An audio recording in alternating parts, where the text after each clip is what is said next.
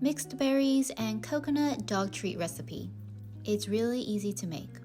To a blender, add 1 strawberry and a small handful of blueberries, half a cup of unsweetened coconut milk, and blend it together.